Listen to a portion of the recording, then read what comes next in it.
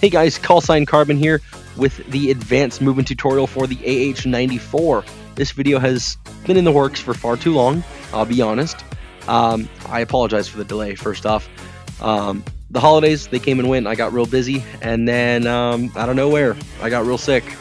My fever would not go away for the longest time, but I'm here now, ready to make some really good videos for you guys. So stay tuned for some other stuff in the future. I'll be working on the AH-94 tutorial, so do stay tuned for that. And along with that, join the Discord. I host a VTOL VR server every once in a while where we kind of get together and we fly around. I'll be doing some different missions as well, so pop on in. I'd love to see you guys, love to fly around with you. And if you have any questions for me, that's the best place to ask them. Along with the standard comment section. So in the comment section, feel free, drop anything you want. Say, hey, I like this, or hey, I don't like that, or hey, I have a question about this. What do you do if this happens? You ask it, I'll answer it. All right. Along with that, make sure you subscribe. Hit that notification bell. That's the best way to get notified of my videos, other than the Discord and the Discord's announcement feature. I do announce whenever I have a video up there, so why not join it up? If you don't want to get announcements, well, that's cool too. It's up to you. Anywho, let's get into the video. We're going to be going over all the flips, tricks, and rolls, and all that fun stuff that you can do in the helicopter, and how not to crash while you're doing it. That's really the hard part, is maneuvering in close proximity to other items and not smacking them. So without further ado, let's get into it. Alrighty guys, now that we're up in the air, there's a couple things that we really need to double check before we start flying in close proximity to things. Number one, I would highly suggest double checking your SAS dial. SAS, this is a stability assistance system. I don't actually know if that's what SAS means, but that's basically what it does. It helps to stabilize your aircraft. That way you're not having to fight against it constantly. So I would suggest, especially if you're new to the aircraft, turn it up to full. That way the aircraft will help you out as much as possible. Now, along with that, pay very, very, very close attention to your torque readout and your rotor speed readout. Personally, I like to have the status page up here, so I hit power, make sure it's actually on, and I hit stat.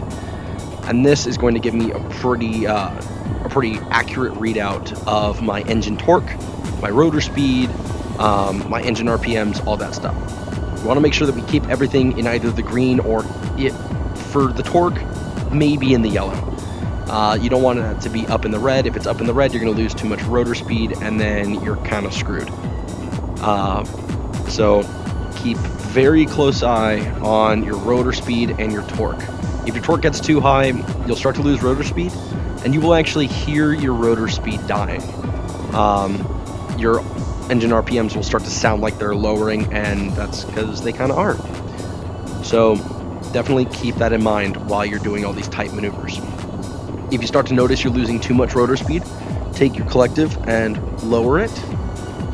That should allow you to yank on the stick a little bit harder and perform some tighter maneuvers.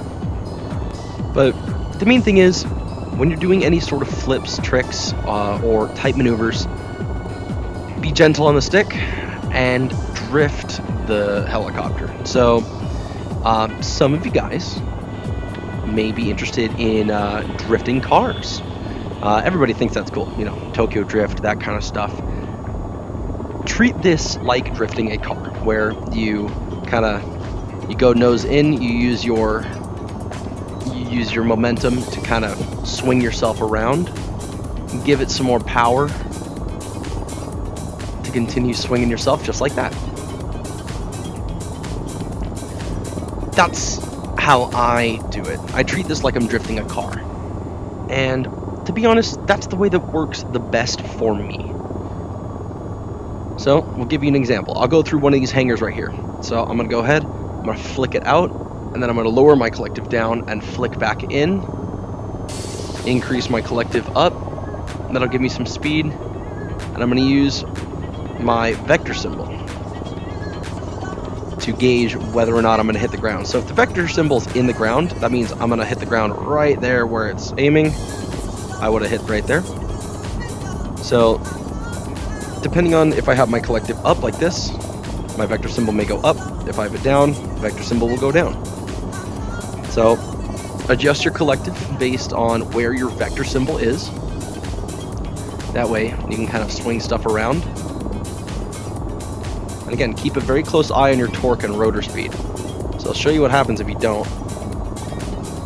See, I'm losing rotor speed, building torque, and now I'm flipping out of control. I almost crashed. So when that happens, lower that collective a little bit. And then you'll build up some rotor speed again, and you'll right yourself. So watch this. My torque is real high, so I'm having to fight it a lot. But like I said, I'm drifting the car. I'm kind of letting the aircraft go where it wants to. And I'm yawing myself, like spinning. Kind of letting the aircraft go where it wants, trying to keep my nose level with the ground. Sometimes spins are the best trick you can do. It's like Star Wars, you know, spinning. Nah, that's a neat trick. Yes, it's a neat trick. It's good times.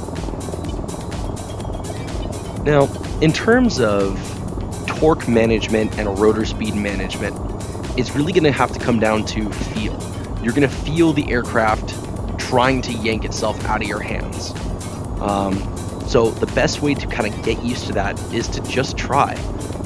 Try to do different things, preferably at a higher altitude than this. If you're right above the ground, then you're going to, flip and not have good times. But if you're at a really high altitude, then you'll be able to mess up at a really high altitude, lower that collective, maybe lose a lot of height in the process, but you'll be able to right yourself pretty easily, and you'll understand what it feels like to lose rotor speed. So be careful. The more stuff that you have on the helicopter, the easier it's going to be to increase your torque and lose rotor speed. So at that point, you're going to have to be really, really gentle with it and take really wide lines. So instead of being able to do stuff like this, where you can kill all of your momentum like that, I almost made it in there. You may have to take a wider line and go down, maybe to one of those other hangars over there. So again, it's going to come down to practice and feeling it out. But the best thing to do is to make sure that you keep your rotor speed up in this green section. If your rotor speed drops out of that, you're going to be screwed. It's not fun. I'm going to show you guys what it looks like in terms of my stick movement when I am traveling through when I'm going through either a tunnel or one of these hangars here. Specifically, I'm going to be using these hangars for demonstration, but this same kind of stuff can work for tunnels or bridges or anything like that. We'll show you guys on the bridges a little bit later in this video. For now, just going to show you with these hangars. I'll show you what the stick does when I'm moving through them. So you guys should be able to see a little bit of how I'm flying and how I'm moving the stick as I'm going. So while I'm doing that, just keep in mind what's going on and look at how little the movements are. This really just has to do with slight corrections to whatever's going on. So right now, look, I'm lined up. Keep her going, tilt to the side a little bit. And I'm letting the helicopter carry itself. I'm just doing slight movements, slight correction with my collective. It's all about flow. So imagine how water flows. Water doesn't flow in a super choppy way, at least not typically. It wants to flow in the smoothest way possible. The helicopter is that same way. It wants to flow in the smoothest path possible. So we need to gently correct that path and make that path go where we want it to go. We have to be very gentle with it though, otherwise we're going to start splashing it, so to speak. So like with water, if you're trying to move water in a certain area and you do it too fast, you know that everything's going to start splashing around and you're going to have a big old mess on your hands. Same thing with this. It's all about being gentle. and allowing the helicopter to flow where it wants to flow. And then telling it, hey, maybe go this way. Again, just like drifting. With drifting, the car wants to go in a specific area and you have to gently guide it in the direction you want it to go. Otherwise, you're going to go into a wall. Or you may go down a hill. It's all the same concepts. Being gentle, allowing everything to drift, allowing everything to flow. Next thing on the agenda is flips. Now, flips are cool. They are very, very, very cool. They're flashy tricks, but they do actually serve a legitimate purpose in defensive flight. So, let's say somebody's launching a missile at me, and I don't want to get hit by that. Well, I can just dump chaff and flare by, hitting my buttons to do so. Or I could do a combination of flips and dumping chaff and flare. So the reason that we would want to even do a flip in a defensive scenario is to pretty much distance ourselves from the countermeasures that we're dropping. If we don't distance ourselves from those countermeasures, then it doesn't matter. We still show up as the same signature on radar, on IR, on everything. The main thing is those are distractions, and if those distractions are distracting the missile to our same location, it defeats the purpose. So I use these in defensive maneuvers, especially against if I'm flying really low and there's a man pad blocking me. I'm gonna do something like this, where I'm already flying fast, I'm flying low, I'm at 215 knots. Currently I have nothing loaded up on the helicopter, so I'm able to go really fast. But I'm gonna be really low. I'm gonna see, oh, there's a man pad incoming. Let me pull up. Pull up hard, collective down. Chaff and flare, spam that. And then lift out of it. Give you guys kind of a secondary view of what to do with your hands when you are trying to do a flip. Because I could talk all day about, oh, pull back on the stick, and oh, lower the collective. But it helps to have a little bit of a visual. So I'll give you guys a little visual here now. First off, I want to build up a little bit of speed. I've already got some speed built. Now, to initiate this flip, I want to go ahead, dip down a little bit, and dip up, pull back, and then lower my collective when I'm at about my apex, or the top, flip back around, and then once I am level again, increase that collective. That right there was a flawless flip. Didn't lose too much rotor speed, didn't gain too much torque, didn't do anything of the sort.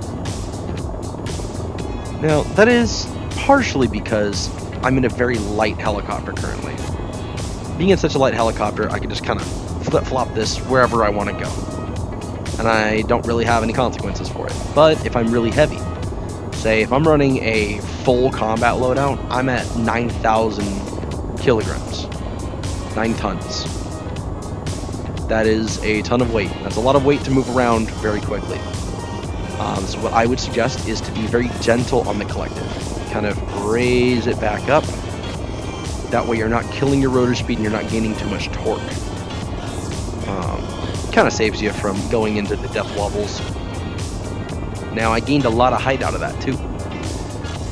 That may or may not be a good thing. It may actually be a really bad thing, especially against radar munitions. If you're in a standoff scenario where you have some pretty good cover with the mountains around you, you may not want to do a direct flip like that.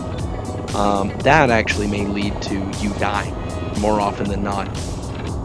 Speaking from experience on that, I have used all of these tactics in a bunch of different scenarios against different SAM sites, and I can tell you, flips do not always work against radar munitions. Breaking line of sight does tend to be the best option. Now, rolls are where it's at for radar. Rolls, they tend to not gain as much height, but they will still allow you to kind of move out of position from where you once were. So I'll show you guys how to do that now. It's not as easy. It definitely is more dangerous in my opinion. But as long as you get your movements down, then it'll work. So we'll take a look at this. I'm at about 200 feet right now, 200 feet above the ground. Going at about 205 knots. So what I'm going to do is I'm going to pitch up slightly. I'm going to cut my collective, rotate completely. It's just about the same concept as with the flip. The flip is more of, do it at the apex. For the roll, it's kind of a drop it at the start and then raise up once you are level with the ground again. At pretty much the start of my roll, I'm going to want to pitch up. That way I'm going to make sure I'm not losing too much height. Pitch up, lower my collective, tilt my stick to the side. Once I'm back level with the ground, flick it back to the right to level myself out, and collective back up. At that point I can tilt my nose forward and start gaining more rotor speed, or more airspeed, excuse me. That kills off a lot of my speed, but look at that. I gained about 100 feet instead of the 800 that I gained back over there. Or the 800 total height that I got on the flip. I only gained up to about 300 here. And that, ladies and gents, is why it tends to be better for radar. Radar is good for going against you if you have a lot of separation from the ground. So the closer you are to the ground, better off you are. So we'll do it again, even if I'm at low speed, relatively low. We'll go ahead, I'll show you. Pitch up, roll, dump some countermeasures. And there we go. See, I dumped them in kind of a star pattern. I noticed this is pretty effective. It tends to offer a really big kind of circle around you for where you possibly could be for that radar. You may also want to just kind of spam the crap out of it, like this. We just have a bunch of stuff going everywhere. That tends to confuse the radar a lot as well. So when you're doing these maneuvers, spam countermeasures, and that is going to be pretty good for defense. At least that's what I found. If you guys have found any other methods that you found more effective than that, please put them down in the comments. I want to hear about it. And drop it down in the Discord too. If you found something, please do tell me. I am always interested to learn better maneuvers. And hey, maybe I'll even make a follow-up to this video. Who knows? Next up on the chopping block is the tunnel runs, bridge runs, etc. All that stuff. Pretty much flying through enclosed spaces while not hitting stuff. It's difficult, to say the least, until you get the hang of it. The main thing you really have to keep in mind is watching your altitude and your vector symbol, ensuring that you're not going to be smashing into the walls, you're not smashing into the ceiling, not smashing into the floor, keeping yourself alive. Now, in terms of lining up for a bridge run or a tunnel run, it's better if you have a really long runway, a longer run up, so to speak. But you can kind of just swing on in, especially since we're not going too terribly fast in the helicopter. You can kind of swing on in, get yourself lined up. Now, speaking of lined up, these yellow lines on the ground, the median line, I use that to line myself up and keep myself center line on the bridge. That way, I don't really have to worry about my rotors hitting the side. I don't have to worry about my tail hitting the side. I can do just about any maneuvers I need to, so long as I'm center line. Now, to keep myself from hitting the ceiling, I'm going to watch my altimeter. Personally, I like staying between 5 and 15 feet above the ground. Now, that is very, very, very low, and it's easy to pop up above that, especially with large jerky movements. So like if I jerk my stick up, I'm going to pop up to almost 50. See, I almost crashed there by jerking the stick up. That is what you don't do. Don't jerk the stick. Do very gentle movements. I'm barely moving the stick, and I'm keeping myself center line. So do very slow, very gradual movements. Keep yourself in the center. Keep yourself low. And what I like to do is I like to keep as much speed as possible. So I have my collective up as high as I can possibly get it while keeping myself... Ooh, there we go. Touch the ground. While keeping myself somewhat in line with the horizon. Now, of course, sometimes the bridge will move up and down. Tunnel will move up and down, stuff like that. You're not going to be able to stay totally in line with the horizon line. That's okay. So long as you're not crashing and so long as you're staying kind of in line with the ground, you're good. It's not too terribly difficult once you get the hang of the gentle movements of the stick. It really does come down to the gentle movements, though. If you're jerking it around, like I said, you're going to crash. I actually almost crashed back over there. You get yourself into a little bit of a death wobble. And those suck. Those are not fun to deal with. But you get the hang of it. You can do all that. It's the same process for going through tunnels in a mountain as well. Kind of keep yourself center line. Keep yourself low to the ground. Keep yourself consistent. Consistency really is key with the helicopter. There's a very fine line between a maneuver and a whip. You feel me? You gotta keep yourself cool, calm, collected. Keep your movements stable. Keep your movements consistent. That way the aircraft doesn't flip out on you. And that's never fun. You want to be friends with your helicopter. And you know what? It ain't too hard, especially when you're being gentle. Like I've said all the time before. Be gentle with her, and she'll be gentle with you. And you can then do all sorts of cool stuff. Just like this. Do a little flip. Get her going on through. Ooh. Nice. Anywho, I want to say that is about all the important stuff that we need to go over in this video. Last main point is this. Get out there. You'll start doing things. Try stuff out. And it's okay to crash. Crashing is part of the process. You're going to learn a lot more from your mistakes than you will from your success. Because you can have accidental success. You can have accidental failures as well. You can have far more accidental failures than accidental success. Learning what you do wrong, it's a whole part of the process. So get out there. Learn what not to do. And by extension, you'll learn what to do. And you know what? I guess that's my dad advice for the day. Get out there. Try different things. Figure out what you like. Figure out what you don't like.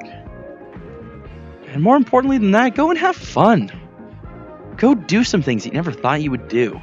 I don't know, go drive a go-kart, go bowling with some friends, build a Lego set with your family members. Get some buddies together and just do some stuff. Whatever it is, have some fun, because at the end of the day, we have one life, and it's up to us to make the most of it. And sometimes, being a kid is okay. So go out there, be a kid. Have some fun like a kid does. Anywho, that's the end of that. I think I'm going to cut you guys loose, send you on your way, out into the wild blue yonder. Go fly some planes, go fly some helicopters, go have a little bit of fun. Ooh, almost forgot. Before I go, I have a Discord. Link is in the description of the video. Link is also in my YouTube bio. I got a bunch of cool stuff in there. I got the flight manuals for the helicopter, for all the other aircraft as well. Plus, you get an announcement for whenever I post a new video. And you get an announcement for whenever I host a server on the game. I try and host a server whenever I can on here. That way we can all get together. We can all fly around. I can teach you different stuff about flying the heli, flying the different aircraft. That way we can figure it all out together. Because again, that's what life is about. It's about being together and making the most of it while we are here. All right. Get out there. Go fly some stuff. Go do dumb shit. And I'll see you guys in the next video. Peace.